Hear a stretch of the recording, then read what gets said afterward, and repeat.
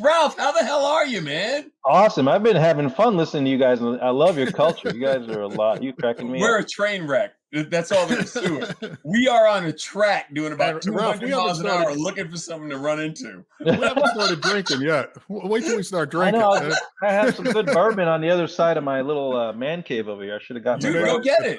Go get it. All right, I'll be right back. Hold on. We run a loose operation here. Ralph's going to get his bourbon. We're good. Don't even worry about it.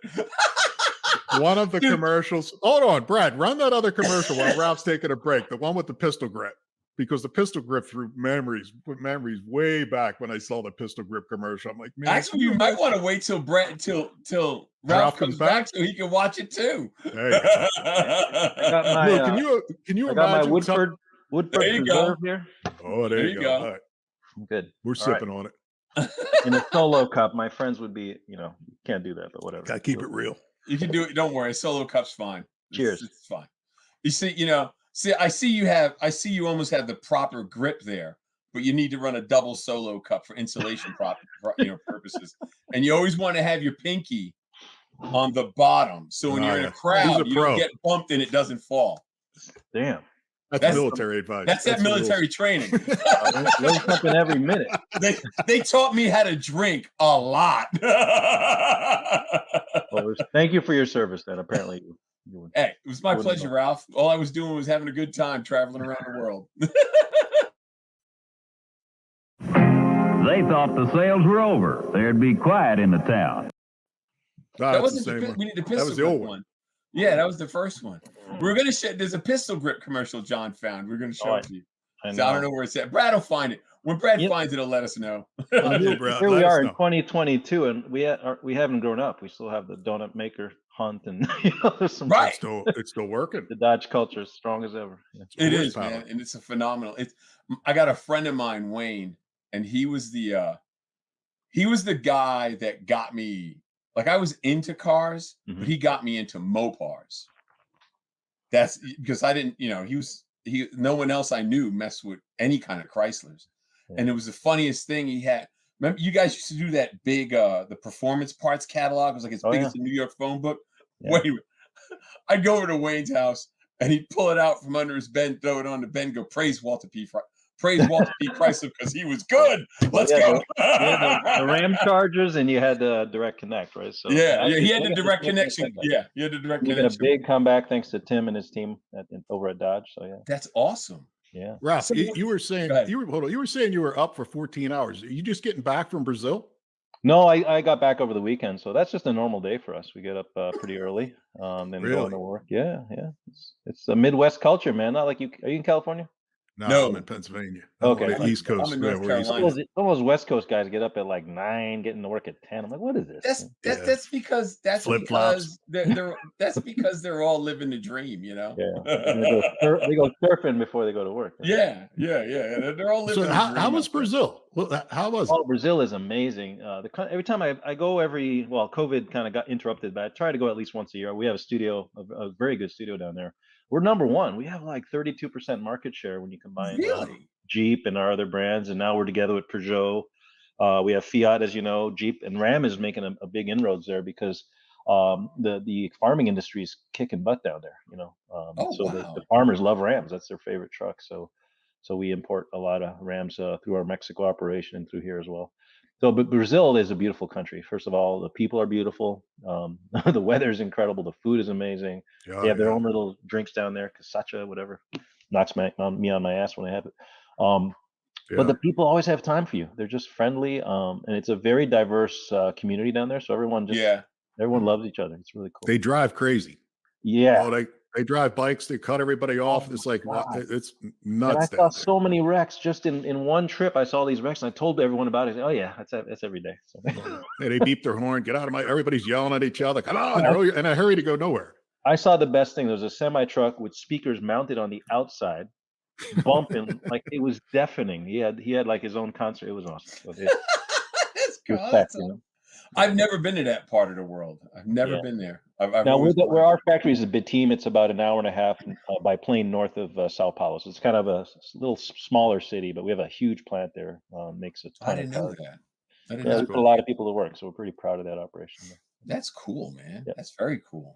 Ralph, for those who don't know, explain Stellantis.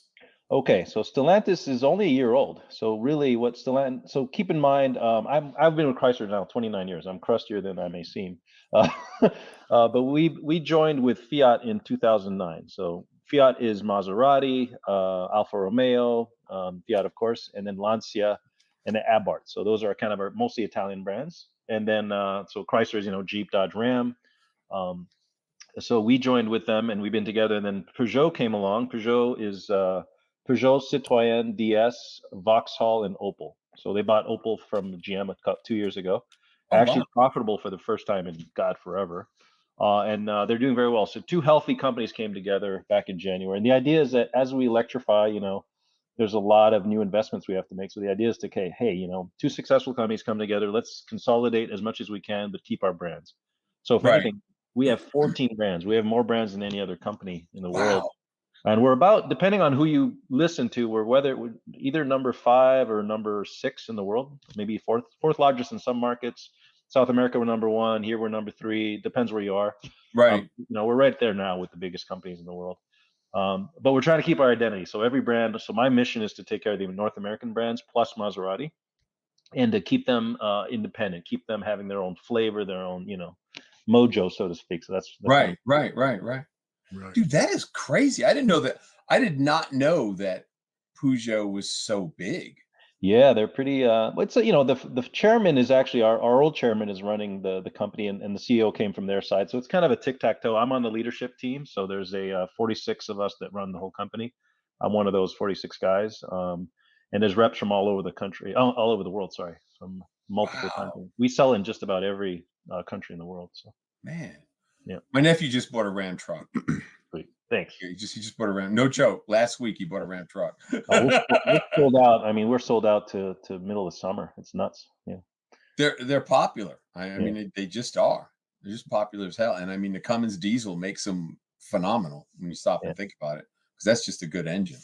Yeah, You know? I have a 2500 I tow with. I have to look back and realize I'm towing something. Yeah.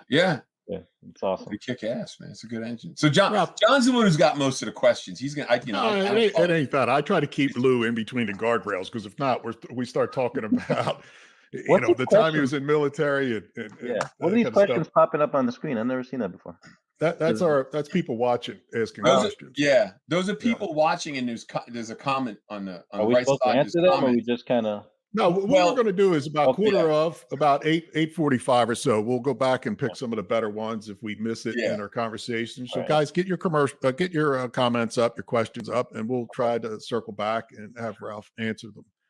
But Ralph, I wanted to throw it reverse, because I think the story of you being a kid,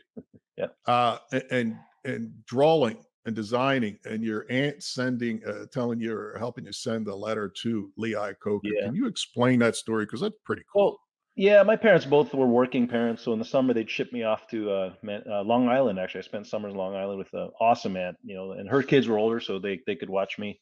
So I'd work at the local grocery store, and at night I would come home and sketch. It had nothing to do. It was a very sleepy town in Syosset, Long Island, and I would just sketch and sketch and sketch. And she remembers, like, "Hey, do you really like doing this?" I go, "Yeah, I like making cars, but this is just a hobby." She goes, "No, you're good at it. You should work, And at the time, if you're kind of my age, right? You remember those commercials on TV? Lee Iacocca was on TV saying, "If you can find a better car, buy it." He had Yeah. He was one of the few automotive CEOs that was making car commercials. So she saw that. She goes, "Let's write to him." I'm like, "You don't write to the guy just because you see him on TV." But my aunt Giselle, you don't tell Aunt Giselle nothing. Right? She's a New Yorker. She would go into work and she'd beat up someone trying to mug her. So, there you go. When she said something, you did it. So I wrote a letter to Iacocca, and they wrote back. I mean, the company wrote back. He didn't write back personally. There it is. That's the letter. So Neil Walling, who I ended up working for years later, you could see in the letter. You can't read it, but it says it recommends these different schools. And you have to remember, there's no internet back in those days. So for me, seeing that information, go, wait a minute, I can go somewhere. And I was born in New York, but I was raised in Canada. And when I did the math and my parents looked into it, the tuition was like, yeah, right, you're not going to American college, right? So I kind of tucked the letter away. I'm like, yeah, that's nice. That's never going to happen for me. And then I actually quit. I dropped out of college. I started 1 year of college, dropped out, was working in a hardware store, unloading semi trucks. And I was happy. I was like, all right, this is my life. And my brother, who's a doctor, who's learning in med school, he comes back. He's quite a bit older than me. And he said, "What are you doing with your life?" So we dug up the letter, and I said, "Okay, fine." So they called the schools, and he forced me to apply. So I spent literally a week sketching and made a portfolio. We FedExed it overnight, and I got a phone call back from the school, and I got accepted, and that changed my life, because then working at a hardware store made something different. I got to get enough money to pay for that tuition. So I was asking Right. for overtime. I'll work anytime you want. So I banked every single penny I made at the hardware store for about 8 months, and then put that towards my first year of college. Wow. And the rest is history. So, and I always Dude, tell that kids is that so story. I'm like, crazy. don't give up. Don't let money get in the way, because we didn't have two pennies to rub together when we were kids. Yeah. Right, right. We're barely immigrants, trying to make it. Yeah. That is Ralph, so how old were you? Wait a minute. How old were you I was when you got into Chrysler? no, I had to go into college. So I went to CCS in Detroit. So that I had to go Right. through that process. I graduated in '92, so I was 22, just like everybody else. Okay. But in Canada, the thing that saved me in Montreal, you graduate in grade 11, not 12th grade. So even though I dropped out, I didn't really lose You too didn't much lose anything. time. Yeah. Yeah, Yeah. it worked out. So yeah, Didn't know that about Montreal, yeah. Canada. Only Quebec does that. It's a weird thing. It's because Yeah, it's let's Quebec. not get That's why. started there. I don't want to offend anyone. That's a whole Montreal is other. beautiful. That's That's why a I have bourbon beautiful here. area. So. I've gone to Montreal in Canada to go to Awesome city. Dorval to go fishing. Yeah, And we good would fishing. stop in Montreal, on the way up and the way back on St. Catherine Street, where everything's crazy and busy. Yeah, But it is beautiful. And I tell you, when you wake up in the morning and they clean that whole place up yeah, it's a gorgeous. every day, like it's a business. Yep. There's No, not a it's piece of trash, dirt, nothing. They run cleaners on the sidewalk, the yeah, street, the whole thing. It's just amazing. and You it's look You foodie around. certainly heaven. If learned you're a a lesson foodie, from that. I mean, every culture in the world's there. My best friends were Armenian, Greek, Italian. My school was like the United Nations. It was great. Yeah. Yeah. I know. Yeah. There's a lot of diversity in Canada. Yeah. I've been at a show in Vancouver a few times, the car show there by the airport. And I was stationed in Newfoundland and I've been to Vancouver. But I've never been to Montreal. I love Really? Newfoundland. I did Yeah, the man. Targa Newfoundland Rally 4 years. Yeah. It was, Do they still do that? I think so. It's much smaller than it used to be. Yeah, it still happens. Yeah. Friendliest people. Oh, In the world. oh my God. I was in my waiting to stage, and I had to pee. So I knocked on this random lady's house and said, "Hey, do you mind Yeah. I pee?" And she goes, "Of course, sonny, come in."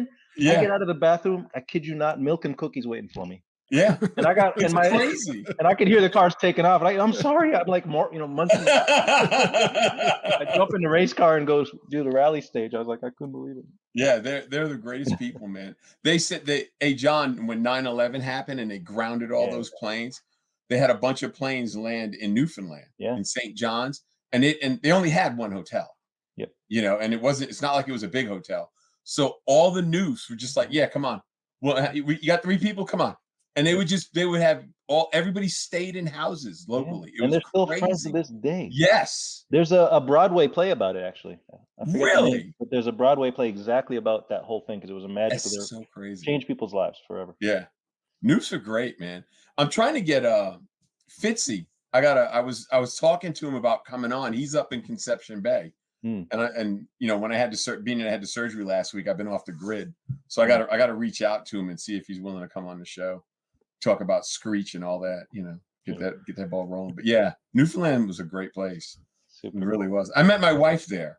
Oh, there you But go. she's not a Newf. She's from Maine. Like the American version. That's all right. Yeah, exactly. We don't have names of towns. We have grid squares. There you go. Ralph, to try to stay on the same theme, Lou and I were talking about how you guys pay it forward by having the design contest for high school guys. Yeah, Can you tell us how did that first of all come about? Were you behind that? Did you have any say? Yeah, me and Mark Trossel, that was kind of our brainchild. To find ways, because we were noticing that when we went to schools, the school I went to go hire the next generation of designers, we were like, what's happening? We just didn't see, especially the Americans. We saw a lot of people from other countries coming in to be designers, but the local kids weren't doing it, and we could understand what was going on. And we found out, talking to counselors, that there's just no awareness. People had no idea, just like I didn't when I was that age. They didn't know that the career existed, or they go to school for it. So we created a competition to build awareness, and it's worked. We've actually had young That's people awesome. go through the program, and actually we hired them, and they work for us today just because of that competition. It's grown now. It was a local deal. Now it's national. It's very successful. We give nice prizes. The top three get scholarship stuff to go to school, and a lot of them are truly talented, and they turn into professional designers. So it's a path into the community, but it's really all about awareness. Yeah, yeah. That's That's pretty deal, cool. man. That is cool. Now, I saw somewhere that you're actually things are getting more technical. Everything is electronic, or there's screens, and you were posting pictures the other day on your Instagram of the interior of one of the cars you're working on. Was it the Wagoneer, or what was one of them? Yeah. But I saw in an interview doing the research on you that you're hiring gamers and people that are more technically advanced, right, than actual design and actual interior design. Is that right or no? What do you mean? I'm sorry, I didn't understand the question. It seems like you're hiring like gamers, people that are more. Yeah. So exactly. So car designers tend to be like fine artists. They like to draw. They're not necessarily the technical. So we're actually finding to do these interiors. The interior of a car is basically an infotainment center. Yeah. So we're hiring gaming designers, animators, people from Carnegie Mellon that do. They actually have now classes to learn how to do infotainment. It's a whole new field. We went from having 2 people that did it, now close to 30 in my office that just work on the graphics of the screens. If you look at modern car, you've got a 15-inch screen in the middle, and a screen, and that has to, every brand wants their own look and feel, and it's quite a science to make it easy to use. So imagine the iPhone style usability is where we're trying to get to on the car, where it's seamless, it's intuitive, but it's a different science than a typical car designer. Yeah. Wow, Ralph, how important is it for art to be taught in school? I that's one of the biggest tragedies of our times. I mean, art programs tend to be the first things to be killed, and that's one of the reasons people are not finding us, because this isn't art. What I do, I'm an artist first. I'm not an engineer at all. Actually, a lot of people confuse the two. And art school is where we tend to get the people that want to be car designers or product designers in general. So we'd love to get that back. We try to encourage local schools. What I do is have my designers, even if they have to travel out of state, I say, hey, go to your local high school once a year and connect and speak to the classes and speak to the kids and show them what you do. And sure enough, there's always that 1 or 2 kid in there goes, oh my God, I love to draw. I didn't know this was a career. I didn't know, you know what I mean? Yeah. And it opened. So we got to get the word out. It's unfortunate. And there's art in everything, and everything you touch in your life is done by a designer. I mean, but it's really it's not the popular stuff. It's usually engineering and other things that get parents' attention. The parents tend to steer kids out of art because they don't think they're going to make any money, but it's the opposite. They're starving artists. They can make a damn good living. Look at you. Jeez. Oh yeah. Well, I'm jealous of my friends like in the movie industry. I mean, those guys are killing it over there. So. Oh yeah, I can imagine. I never really thought of it like that. I mean, I knew about car designing, but I never thought much past it because I don't draw. Yeah. So it's like, okay, it's cool, but it becomes you start off as a designer, but once you're in the industry, you're surrounded by engineers and technical things, so you become more technical over time. You understand the regulations and what can or cannot be made or whatever. So that's why I love hiring new kids, because they come in with such innocence. It's great to suck their brains before they get they get ruined by the finance bean counters and the Damn bean counters. God, they ruin a good party every chance they get. Ralph, I'm going to run through I'm going to run through some of the things, some of your accomplishments here, because it is pretty incredible. You walked in the door in 92, right, in the design office. In 98, you became the manager of the design office for Jeep Interiors and Chrysler. 99, senior manager, design office, Studio 3. 2001, director of the design office. 2005, director, truck interior, exterior design. 2006, VP, Jeep truck, color, trim, studios, specialty vehicles. And I guess soon after, in that same time frame, you were the guy behind the redesign of the 300. Were you not? Or I had that wrong? I had the rear step. Back in actually 2001, we started that program. Came out in 04, 05, and we were doing the Challenger, that car with the big grill. We used to call it the ghetto Bentley. The ghetto Bentley. Tell us the story behind that. Where did you get the flavor, the feel? I mean, we get it, but how did it all come together? Yeah, people ask me that a lot, and it's not just me. So, Freeman Thomas was in our advanced studio at the time. He went on to work for Ford and Volkswagen. He loved this Americana. And remember, before that car, we had the 300M, which was much more aero sleek kind of design. And Bob Hubbock, again, who retired, a great artist, one of the best designers I've ever known. He did the Viper GTS, right? Oh, yeah. Great man. And here he is in his 60s, still crushing the young kids' asses. And I was sketching.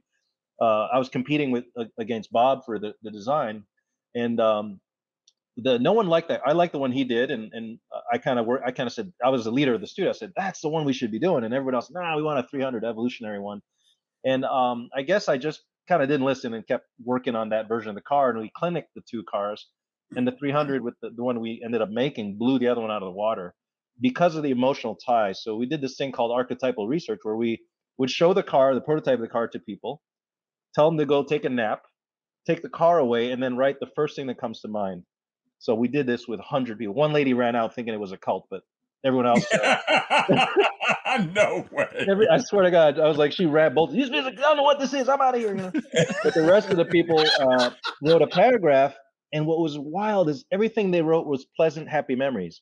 They talked about their grandfather taking them to the drive-in or getting ice cream, and they had this incredible Really? Americana to it. Wow. So we said, there's something powerful here. The car makes you feel like you've accomplished something. And then we took it and ran with it.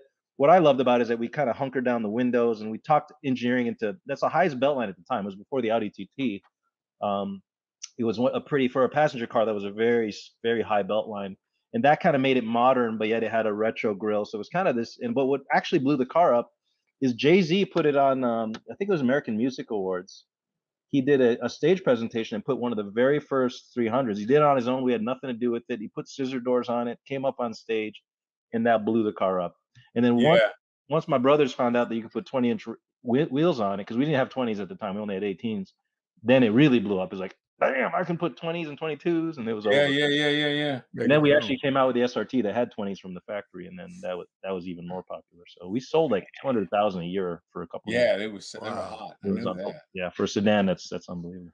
How did Dr. Dre come into play with the beats, and how's that? Was That that came in same time? later because yeah, he was doing a lot of music stuff, and that's our marketing team hooked up with him to do Beats, because Beats was, as you know, every kid had Beats on, and we say, hey, how can we connect to that generation? And they did help us with the sound design and the power of the system, and he sat in the cars and helped us tune it. But he wasn't on my end; that was more the marketing people. But Yeah, yeah, yeah, yeah. yeah, But we did dude, that. it sold cars. Yeah, You we know, did.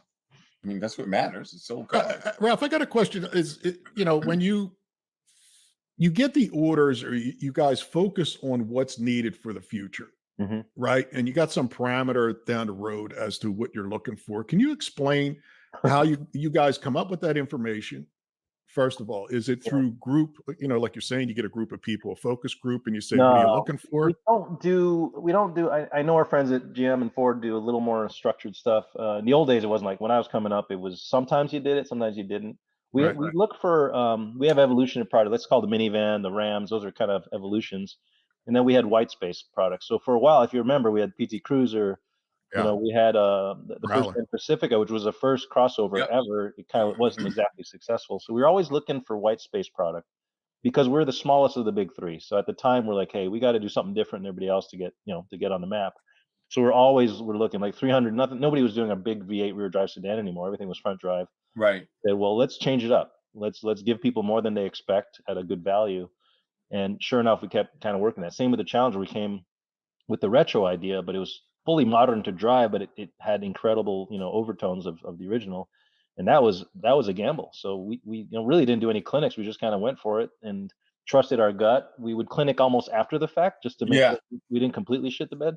And then it would work.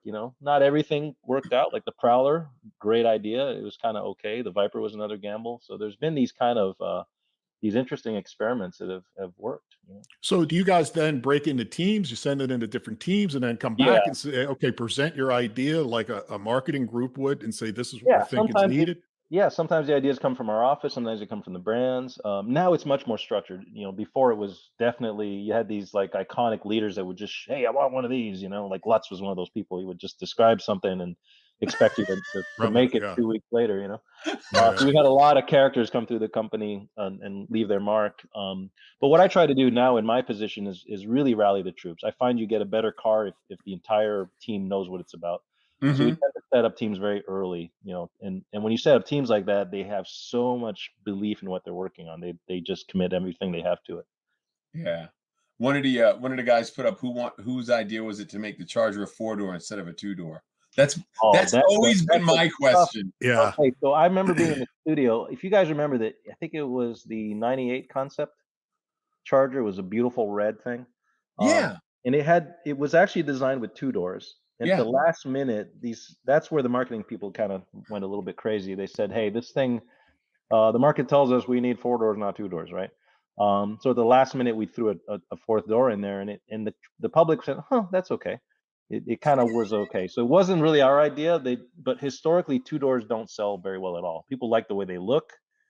They'll buy a few, but at the end of the day, they tend to like to look at them but not own them. There's a big difference. Same thing with manuals. We offer the Challenger and a manual and auto. Everyone talks about a manual.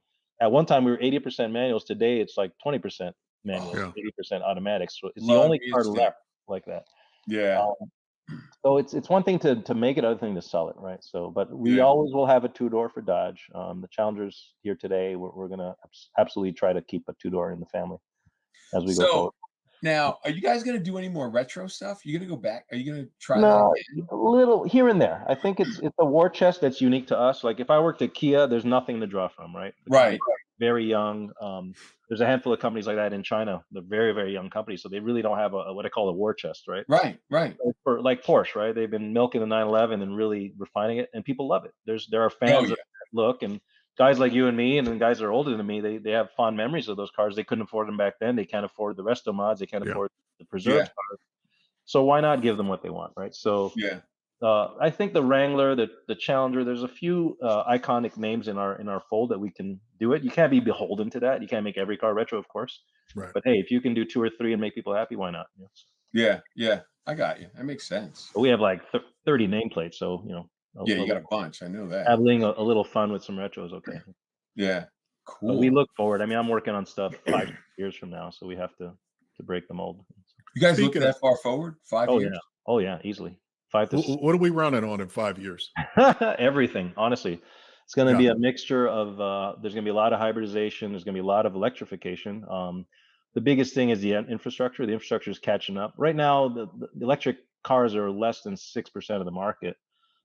Some of that is people are still, the range isn't quite there for the average person. The better Right. cars are very expensive. The nice, Right. really electric cars are close to 100 grand. Yeah. And the ones that are affordable tend to be weird looking or small or funny, right? So we're Yeah. coming maybe a little late to the party, but we're going to bring a hell of a bottle of wine. We're coming with some Right. delicious cars. We're not just making electric cars to make electric cars. We're going to make cars that move your soul and get you excited. So we're coming with an arsenal that's going to be desirable. We're still going to have gas-powered cars, so the consumers going to have a lot of choices for at least the next 6-7 years. You know what I like about what you're saying? You guys still have that love affair with the car. Absolutely. You know what I mean? Because I look at a lot of stuff and it's just like, okay, yeah, the bean count has just destroyed these cars. That's what I look at. And I Yeah. talk to people, it's like, it's a car. It's like, no, where's the love affair? No, That's awesome that you guys still Yeah, have an it. extension of your personality. Yeah. And that's younger so cool. kids start to lose that. It's Yeah. a tool, and not so much, the way that we looked at things when we were kids. But Ralph, is there ever any talk of hydrogen, something other than electric or Yeah. propane? Because like I was saying at the intro, when I was in Brazil, Yeah. I don't know if it's still like that or what the deal is, but they had, because that was 2008 when I was there.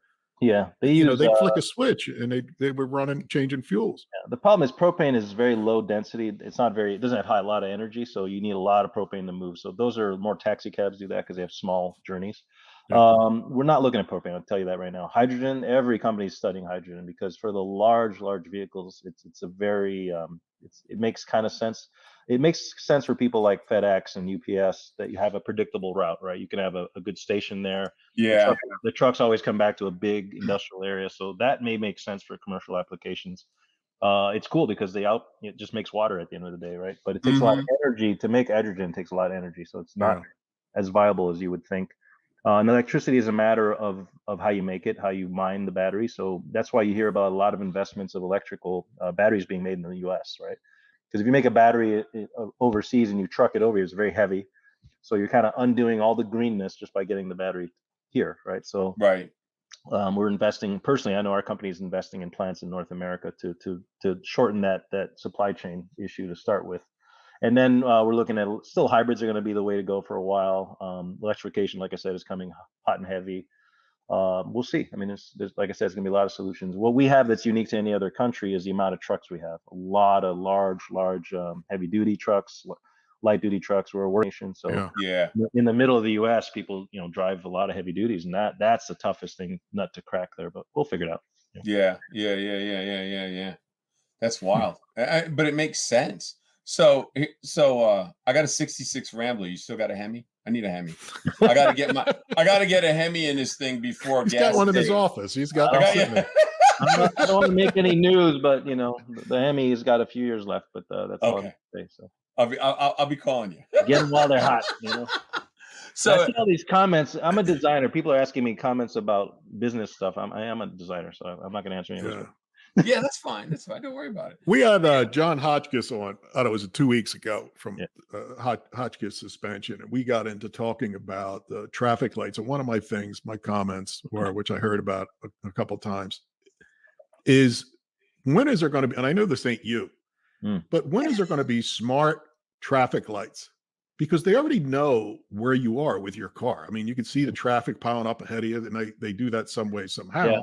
Yeah. So I don't know how many times I've sat at a light and I'm no the only guy around there. Yeah. And you're like, I feel like blowing through this thing, although that's the time a cop sitting around a corner. But when are they going to make it so it's more? And it's already there for emergency vehicles like fire trucks, ambulances can switch the lights on demand in certain cities.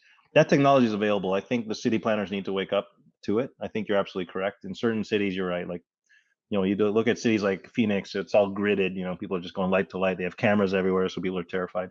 But you're right. I think that's wasteful. How beneficial would it be to your company if the government did things like that first and put the budget out, one, to have charging stations or some incentive to put charging stations up, and two, to make things like that so your car could talk to other cars and talk to the traffic lights? Or is that something that's coming around the corner? You're grinning like, yeah, we're working on that. Yeah, because we sort of are. We actually have teams that are in Washington that are discussing exactly those kind of things. And the thing we can't do, unfortunately, I can't go over GM and Ford and collaborate and say, hey, let's do this, and then go to Washington. We have to do it on our. There's some rules about that. But fundamentally, the common sense you're talking about is exactly the deal. Yeah. How can we make smart cities, smart stuff? There are cities in California that are looking at it, small projects, exactly looking at what you're describing. Smart cities that are alive. They know exactly what's going on. Let's say your phone knows exactly what you're doing, right? And it can predict your route based on habits. We're going to have cars that have that intelligence. Some of our cars already know.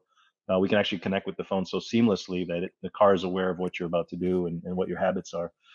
So that's coming. A lot of that is coming very, very quickly. So that's cool. Yeah. Ralph, I want to throw back to timeline 2008. Yep. The big three are crapping out. The economy's taking a huge hit. There you go. That's the headline CNN right there of things coming unglued. Yep. Ralph, Lou and I were talking. Question we had is, how the hell did you manage from 92 to now to stick with the company, stay where you're at, and stay up top without somebody going and pulling the lever on you and going, okay, see you later? What was it like? First of all, what was it like to go through that 2008? Okay. So 2008 is easily the scariest time of my life because I got the job. I got the big job, let's say, in 2008. Exactly then. So my boss saw the writing on the wall, and he said, I'm out. He retired, threw me the keys and said, good luck, kid. And I'm 38 years old, right? So I take over design office like 10 years earlier than I ever thought I would. And everyone's coming to me saying, hey, do I stick around? Do I leave? Because they were offering these incredible packages, $75,000 plus a free car to leave the company. Yeah. They were trying they were trying to shrink the company down to make it whatever, right? And I said, look, I'm staying. That's why I told everybody, I'm not going anywhere. I'm like the captain on the ship. I'm not going anywhere. I said every company, and what I would tell every person that came in is every company is as good as their last design, right? So whatever's going to happen in this company, the brands are good. Jeep is a beloved brand. Dodge is a good brand. We have some good brands here. So as long as we can focus on the next vehicle, whoever buys us or whatever happens to us, the product's going to be king. So we were working, believe it or not, on the Grand Cherokee during that time. So Grand Cherokee came out in 2011, which turned out to be a raging success. We were designing in the middle of bankruptcy, right? Same with the Durango, all those cars, the new Ram, the brand new Ram DT the one that came out before this one, the new interiors. We were actually, what was cool about it, everyone left us alone. Everyone was so busy trying to patch the hatches, take water out of the boat that we were busy designing. The engineers were leaving us alone. We were able to do what we wanted. It was awesome times. And then when Fiat came in and Sergio Marchionne came, and we got, funny, we actually paid the loans back. I hate the bankruptcy term because it was really a high interest loan is all it was. It wasn't a bailout. I mean, we got like a 18% loan is not a bailout, right? Woo! So we had extortion. We paid that stuff off as soon as like within 3-4 years, and then we started making money again because the product was a lot better. So we fixed our issues, and today we've come a long way. I mean, we're now, that's a long time ago, and we've been killing it, to be honest. Knock on wood. Thanks to our customers out there that buy our vehicles, but we've been winning awards for our interiors. I'm not going to be cocky about it. We have a long way to go. We're still trying to fix a lot of things, but overall, it comes down to believing in yourself, right? Having faith, and people can feel that when they're driving a car that was made with love versus a throwaway design. There's a huge difference. So yeah, you're right. Ralph, I heard that they came to you and wanted to get rid of the car collection, the historical timeline that they have. How do you know that? That's listen, great. I talk to people. But anyhow, John does his research. I just ride along. I tried. Tell us what happened there and how the hell did you keep that? We had this company from 2008 to 2009. For about a year and a half, we had this company called Cerberus, a private equity company that bought us for pennies on the dollar. And they were basically anything that wasn't bolted down, they were going to sell. And the collection, they asked me to assess the collection. I wrote everything, down to $1 or something. But there's other things. But it's a great collection. Some of them are not necessarily show worthy, but they're the first of whatever, right? The first of this, first of that. We have the original Challengers, everything, and that's it's priceless. We don't know how to put a value on it, so we just. How many cars we talking? How many? I'll never say that. We can't. I will never reveal that. But they are safe and sound, and they're not in a. Some are in a known location, and others are hiding. But we let the employees see them, and we may open up the holding area we have to the public eventually. But they're safe and they're beautiful. We keep them nice, and we take new hires through there. We take our friends, our new French friends. We've had events at the center, and they get it, and they realize, wow, these brands have been through hell and back, And when you look at the original Willys, we have a line of the Willys, the old Jeep Wrangler, starting from the 1941 wartime vehicle to today. And it's mind blowing, and it really reminds you of I hate that term legacy, but we're proud to be a legacy company. Yeah, we've been around.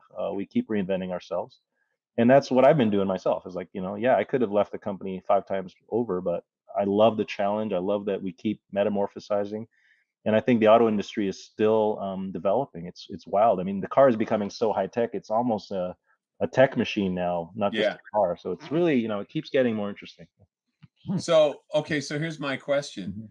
Bugs Bunny said we'd have flying cars by now. What's the deal? Are we going to have flying cars or what, Ralph? You and most of your audience, you're probably sci-fi fans. I've been a sci-fi fan my whole life. No, I'm a cartoon fan. I remember I think I was 7 years old when Star Wars came out or something. I was like, yeah, we're going to have hovercraft cars and all that. And then you look at Blade Runner and all these incredible movies, Knight Rider even. We're going to have autonomous cars. You're letting us down, Ralph. You're letting us down. How come we're not flying? I'm like, damn it. Killing me, man. Killing me. Hollywood makes us look bad. But I will say Ralph, just lie to us and tell us in 5 years. Just lie to us. What I like about you have Hollywood, one. You have a flying car. Come on. I love Hollywood because they dream big. And I tell you what, eventually everything that Hollywood predicts eventually happens. Not on the timeline you'd think, but it does happen. Well, look at Star Trek. Look at it for the original Star Trek series. Yeah. Oh, what? Next thing you know, we got Motorola phones. I always wonder, if you teleport yourself, what if half yourself is in one world and the other? Kind of fucked. Just a little bit. That's a Tylenol talking. Ralph, let's go over some of the. I love Mad Max. That was great movie. I love that too. That's especially the original. The original is cool. It's way ahead of its time. But Ralph, let's talk about some of the things you're working on now. I saw you posted. You were talking about the Grand Wagoneer. It's coming back, and I tell you, I saw the pictures. It looks fantastic. Yeah, it is back. It's selling like crazy. Especially, it's funny. Everybody wants a top end one, which is talking $100,000 for this thing, and they're buying them like they're going out of style. It's a great truck, really roomy, most room in the segment. I'm actually already working on the next gen one. But the interior is eye-watering. It's unbelievable. Wow, that thing is gorgeous. It's super cozy. And it's all about putting miles. I drove one from here to Milwaukee, which is a good 10-hour drive. It's fresh as a daisy coming out of it. And I'm towing my race car, and it tows like a dream. It's so comfortable.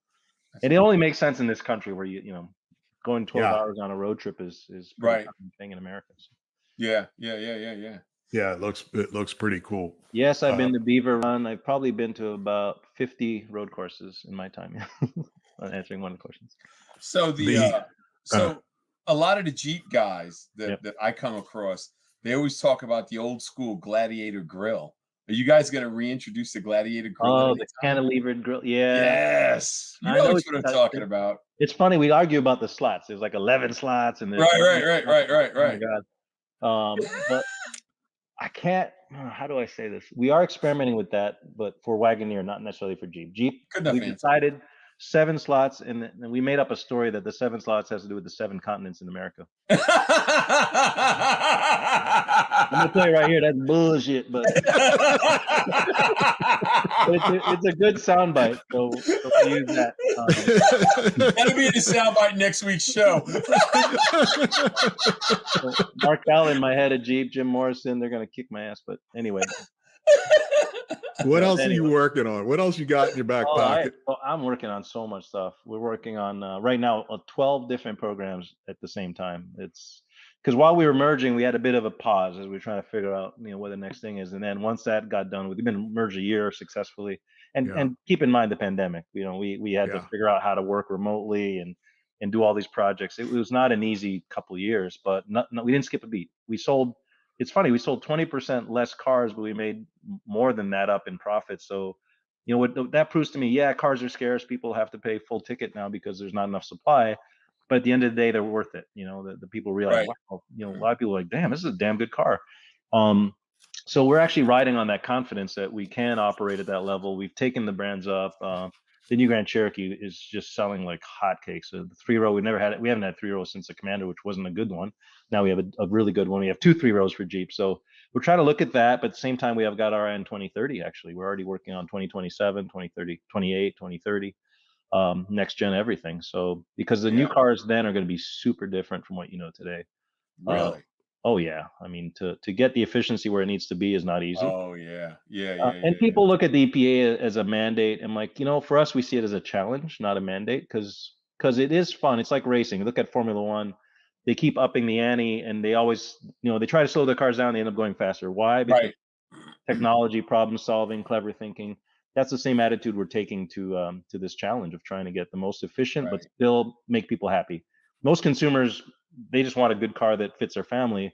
They don't realize all that we're dealing with, right? So we're trying to balance that, meeting all the requirements, but still give people a car they actually want. Yeah, it makes sense. I mean, you got the chip problem that is most recent. How does that affect you? What are the discussions and what's the resolution? Well, it doesn't affect me in my role, but I hear about it because I'm on these committees. And what's happening is we have X amount of chips, right?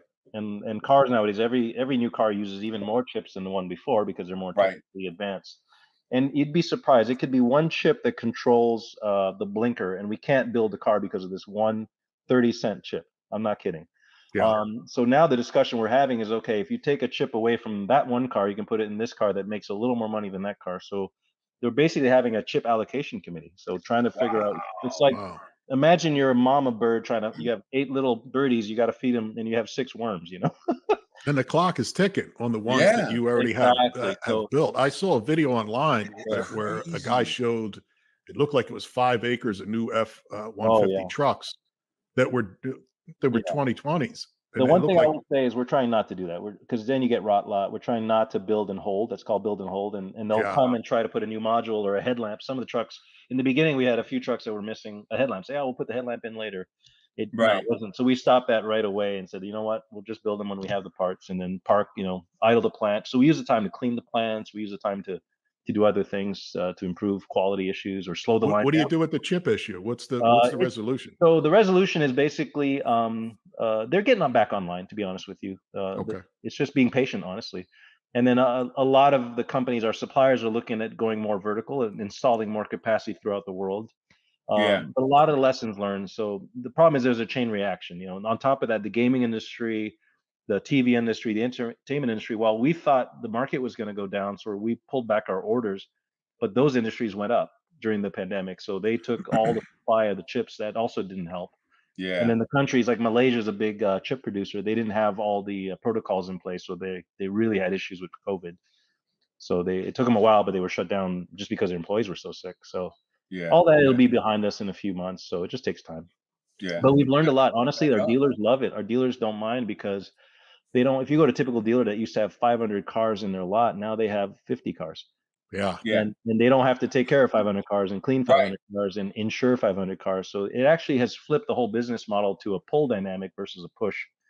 So it's a lot less stressful to go in a dealership now and have to, you know what I mean? Yeah. Yeah. And people are, what I love the most is people are getting back to ordering their cars, which is something we've always offered, and Yes. people never took advantage of it. It's like you can order anything, you just have to wait a couple months, but you Yeah. get exactly what you want. And now people are saying, you know what, I'll order my car, I'll wait 3-4 months or 5 months in some cases, but they'll get what they want. Yeah. Matter of fact, there's That's what Europeans have always done. a commercial for City Chevrolet in Charlotte. It's one of Rick Hendrick's, and they say in the commercial, if you want a Tahoe or a Suburban, you can come in and order what you want. Exactly. And then I haven't heard that in forever. That's why, I mean, it was foreign to me almost, because I remember growing up, you could order the stuff. Yeah, and wanted in the car. it never went away. It was always there, but people, dealers would just buy. They try to guess what people would want because Americans tend to be impulsive, right? They Mhm. go out on a Saturday, they want to leave 2 hours later with the car, but now they're realizing that ain't the game, and the plant will build. If a dealer orders a car, we know the difference between a sold order, we call it, and a dealer order, and the sold order always takes precedence over the dealer order. Right. So once they figure that out, they know that we'd rather see sold orders. So. Yeah, and it makes sense. It Yep. makes sense. Yeah. But for me, So- how it affects me is being creative. Sometimes we have to make combinations of things that didn't exist before just to help the plants. Yeah. If that's your biggest problem of the day, I think you're doing good. I mean, really.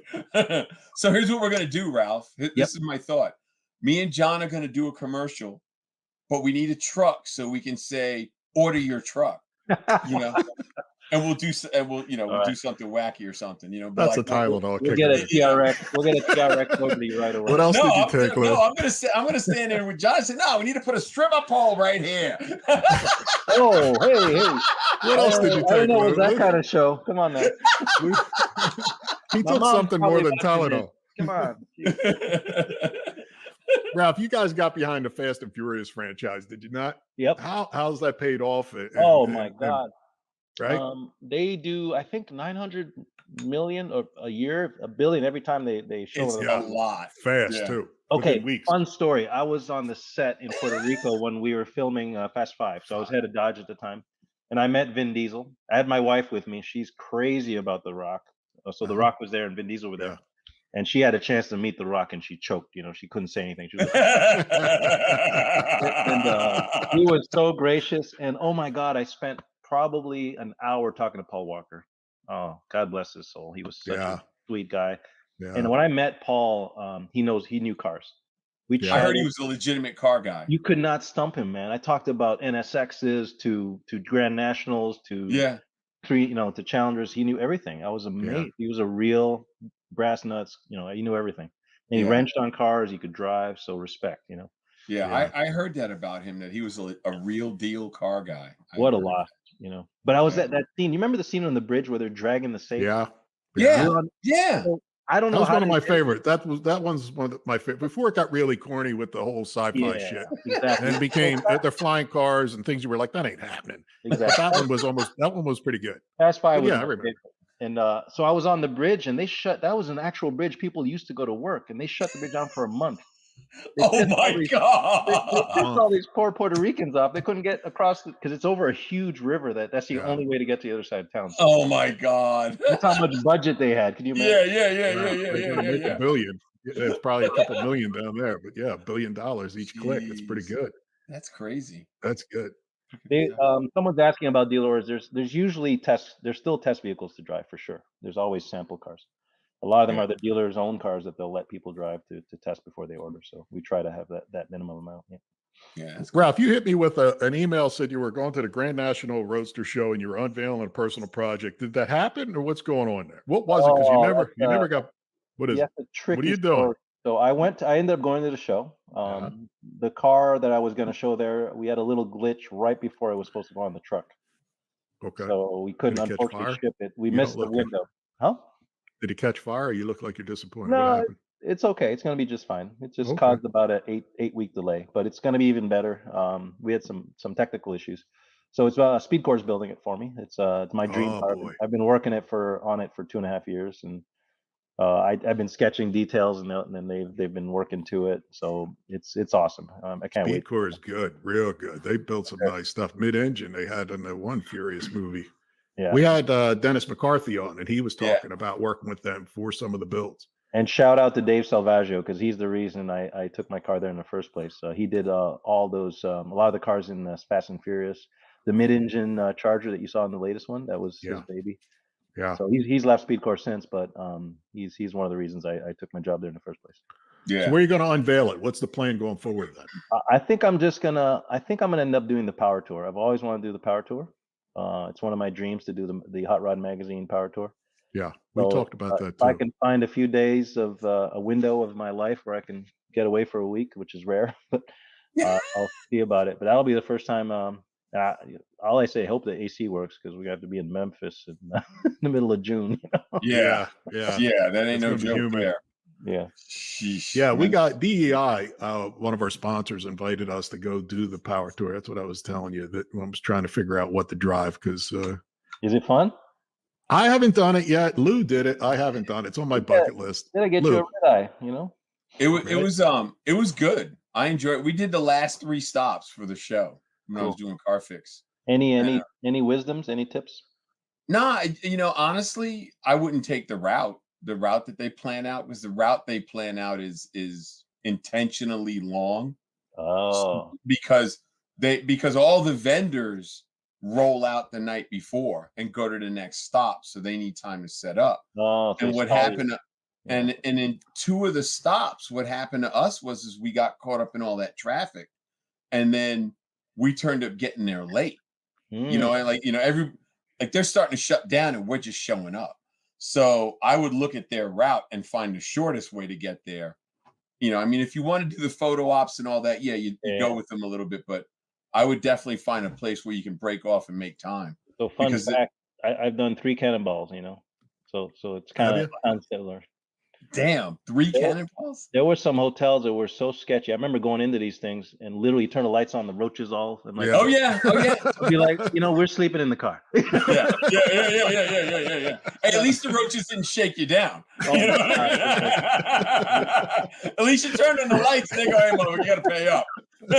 You may have paid at the desk, but that shit don't matter. I did it one year. It was 7,800 miles. Damn, dude. It was a true. Now they're like under 5,000, but it was a real lap of America. It was. I was like, I don't know how we did it, but I'm old. I can't drive that long. How many people did you have help? Did you have anyone help you with Just that? one co-driver. That's it. Just my buddy. That's it. Yeah, we were the first year we did it in a minivan. Believe it or not. That's awesome. I know normal minivan. I got hot rodded. I had big tires on it. So that's awesome. Ralph, other than your current build, what do you got tucked away? What do you drive? What are you doing? You got something behind you? Yeah, I got a couple of Vipers. I have a race Viper ACR Gen 5. I've got a GTS. I have an old Porsche 930, which I love dearly. I got a weird little Peugeot 205 because I did an internship in France and fell in love with this little hatchback thing. Love Alphas, always have. So I've got a 68 and a 69. And then I have a Lancia Delta Integrale, which some of your listeners might know. It's one of the most famous rally cars ever, imported from Japan, actually. I got that. It's Italian Lancia. I've got just got a couple of cars. I don't want to talk about everything I got, but just end up sounding a little, whatever. But I got some fun stuff. So eclectic collection, but mostly Mopars. I'm into Mopars, and because we joined with Alfa Romeo, I've got a few Italian cars. Yeah. But every designer I know loves Porsches. So I have a GT4 and this older 930. I've always loved the 911, and the Cayman is just an amazing driving car, the GT4. So Yeah, Let me. I'm not a foreign car guy, but I like the Porsche. You know Yeah. what I mean? It's just a cool car. It's And I sexy. had a Hellcat for a while. I had a Demon for a while. I just sold it for a good cause. So yeah. Yeah. Speaking of other manufacturers, is there? And I'm just going to throw in a cuff here. When you're in a meeting, you ever wonder if you have a mole that's going to leak future information out, or has it happened to where you're like, they got it, and how did they get it? A little bit. It tends to not happen in our department. It tends to be more in the marketing side. I've heard a few things because they rotate people a little bit more than we do. But no, not to be honest. There's a lot of respect in the industry. You don't hear too much of that. Yeah. Yeah. What used to happen in the past, we'd give journalists a preview about a month ahead of time, and then they'd want to put the story out before someone else. But that's it. I mean, there's actually a lot of respect in the industry, so we don't see too much of that. Yeah. Yeah. Yeah. You going to SEMA this year? I've been a habitual SEMA goer. I missed the last 2 years, but yeah, I want to go back for sure. I like it. It's a good show. Yeah. I like It is a good RPI too. I like I like the concourse. I'm a kind of a junkie that way. And my kids are grown, so I got a little time, And my How wife many is kids you got? really cool. I got 2 kids, 2 daughters. Two. They're all Yeah. grown. They're almost off the teat. My one Yep. graduates. The last one graduates in May, so I got more tire Dude, money. you're there. You're there. I can buy some more Hoosiers. Yeah. There you go. There you go. I got one left in the house. Ready to get his ass out. Unlike my parents, they booted me out of the house as soon as I was 18. I love my kids. I wish they could hang out as long as possible. Yeah, I Let's do love two mine too, things. but they gotta go. They're smarter than me. The kids are wiser, smarter. They're just deeper, man. I'm like, damn, I wasn't that deep when I was your age. I'm telling you right now, mine ain't that damn deep. Nah. They're not listening. Nah. Are they, Read books. They read books like front to back. Nah. Not my young. No. Rav, I'm going to keep in touch with Diana. So if you have something that we could share or keep us along the way, so we got talking points in the future on our open monologue to be able to. We're gonna have a blast. We've got so much good news coming. So this year is gonna be a strong year. Keep us in the loop. Make sure she shoots it out to us. Put us on the list, whatever it is. Too. Let's go back and run through. If there's any, Brad, if there's some questions. I'm gonna take this question here. It sucks that people are stealing our cars, and I remember this happened with the Cutlasses back in the day. It happened. Yeah. Any popular car like that, it ends up on the list. We do have a code. We do have a valet code now that makes the car immobile. You can download it at the dealership, and you can put in the code in the radio, and no one can copy the key anymore. So if you go, some of the newer cars have that, and I think some of you can backdate that. So talk to your dealer, see if they can get you the valet code for the guys that have it. My son just bought I think it's an 18 Challenger with a V6 in it. Yeah. But I recommend, believe it or not, the club, the good old fashioned club. It slows it down because it's not, the new ones are very hard to steal, so it's pretty hard to cut through that because they tend to want to steal the car within 5 minutes. If they can't do it, then they'll leave it alone. Keys only save you 30 seconds. So get you a club. A guy wanted to know about the used car bubble and what you thought when it would end. It's going to be a long time because the chip shortage isn't going to solve itself till September. The problem is eventually you'd run out of used cars because what's happening now is the scrappage rate is almost lower than the new production rate. So it's going to be tough. It's going to be a while. And cars tend to last long. And what's happening now is the refurbishment industry, like all the shops are booming right now. Guys that do wheel bearings and ball joint brakes. I mean, that whole business is going bananas as people try to make cars last longer. Yeah, because they know they can't get a new one. So yeah. And I always tell people before you sell your car, make sure you've got your next car because you could be without a car. Or think about trading it in. You got to homes. If you sell your house, I sold my house in 2 days, but then you live in an apartment for a year because you can't. Yeah. He wants to know why you don't have an SD card slot for the camera built into the dash for the cams. That's a good idea. Well, obviously they haven't thought about that, Dave. I'm just not that smart, so thank you for that. Let's see. Designer. Oh my goodness, we had so many cool. We had mid-engine. You know how like the mid-engine Corvette came out? Yeah. We had a mid-engine Viper, like all sketched up, ready to go. No way. Yeah, it just wouldn't make it. The business case didn't work. It was too expensive.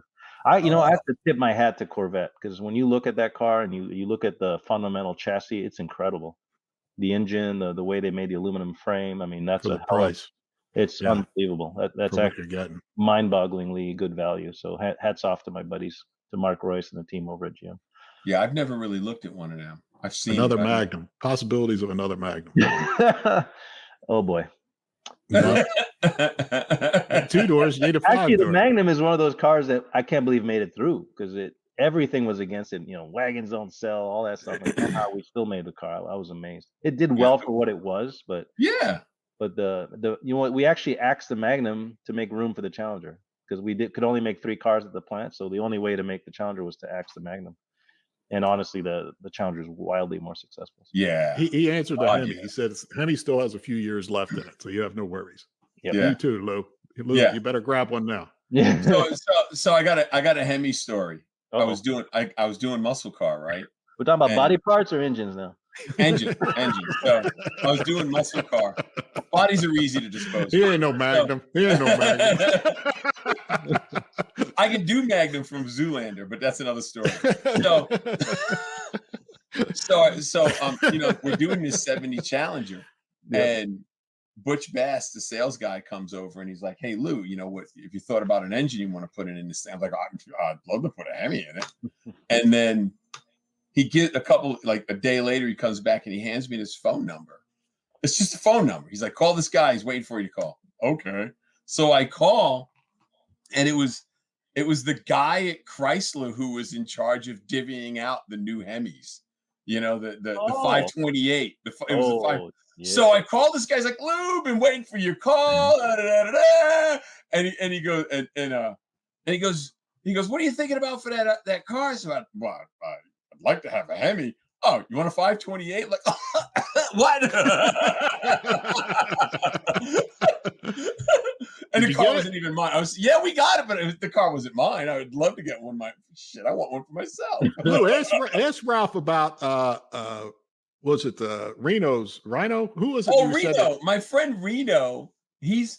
My friend Reno said he's actually met you a couple of times, and one time he sat next to you at some design thing, and he said that you told him about you were going down the highway or something, car crashes, car goes on fire, you pull the people out, and then you push the car over to the side of the road with your Jeep.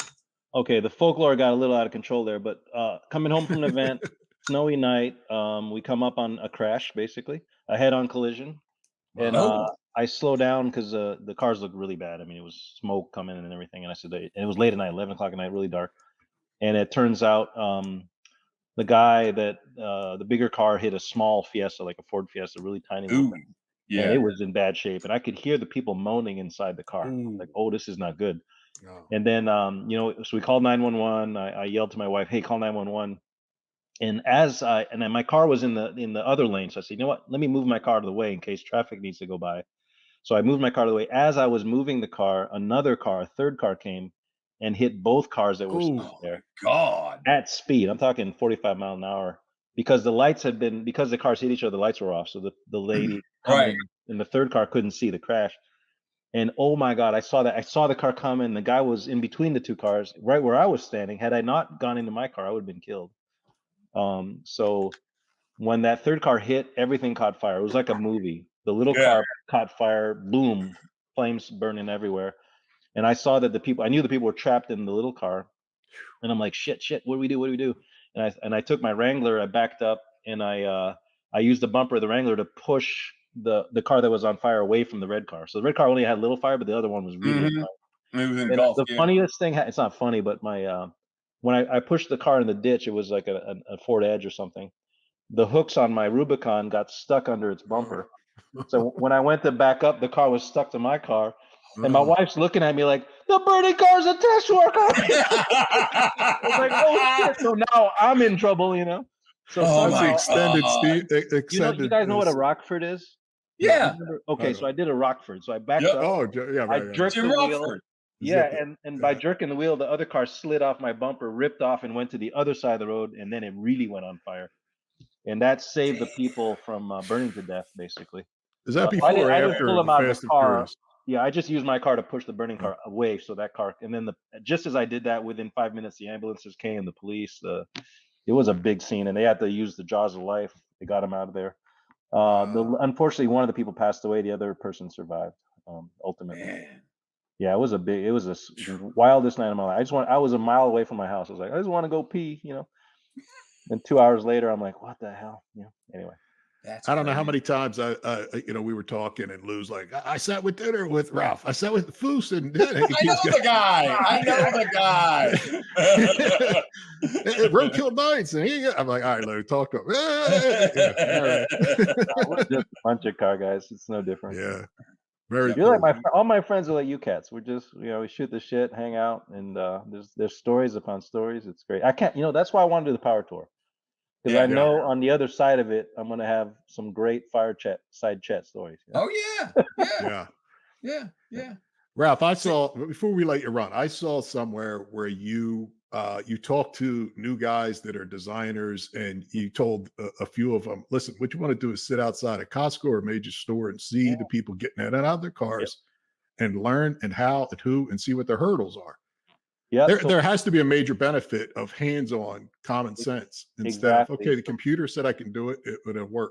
Well, we were designing the Pacifica and other UVs. We went to Costco, local Costco, literally sat down and had my designers talk to people. Some of them were freaked out by that, to be honest. Not our designers, the people, but just sitting in their cars and watching people struggle with luggage. It's funny that people came up with the foot under the bumper where the back opens. Mm-hmm. We added that feature to sliding doors because hey, they use that. So same thing with putting kids in the car. Mom's got baggage. It's amazing. Moms are amazing, honestly. They are. Mama strength's scary because they can hold groceries, babies, purses, big ass purses. I'm like, I don't know, but anyway. So observing that every day, we learned, and we look inside. We actually look at people's cars when they were in the store and look at how they organize everything. They had mail everywhere. They didn't have enough storage, so all those things go back, and then we do Post-it notes on a board, and we write down all these things, and try our best to integrate that into the next design. So, and a lot of times you get solutions by not asking people, but observing them. Yeah, that makes sense. Yeah. That's like what Henry Ford said. You ask them what they want, they're going to tell you a faster horse. So you have to come up with the idea, right? Yeah. That's not easy. We appreciate it. And I'll tell you, you're making history. Yeah. I knew there was an Amazon show, the art of the design. If people want to check that out, Netflix. Right? Netflix. It was called Abstract. Art of Design Abstract. It was. I have not checked that out, but I want to because I heard a bunch of good stuff about it. Yeah, it's still out there on it. You can look it up. It's just look up my name on Abstract. My friend Scott Dadich and Chai Vasileshi, she did a great job. She ended up her career's blown up ever since, but it's good. The whole idea was giving people the backstory of how cars are designed. Yeah, I was going to check that out, but we were just time crunch. Ralph, we appreciate you coming on. We'll keep in touch. The Power Tour, we'll keep in touch. We'll circle back with DEI, but we appreciate you taking the time. Good luck. Good luck on your back. All right. Hopefully you heal well. Yeah, I'm doing good, man. I got no complaints. I got no less than 2 weeks. It's pretty amazing, Lou, that you're sitting up and you're actually coherent. I thought you were going to be down and out. Yeah. So seriously. We did good. All right, Ralph, say good night. Take care. Good night, everyone. And to all the fans, Ralph. sorry we couldn't answer all the questions, but hey, I love the Next time, you have to come back.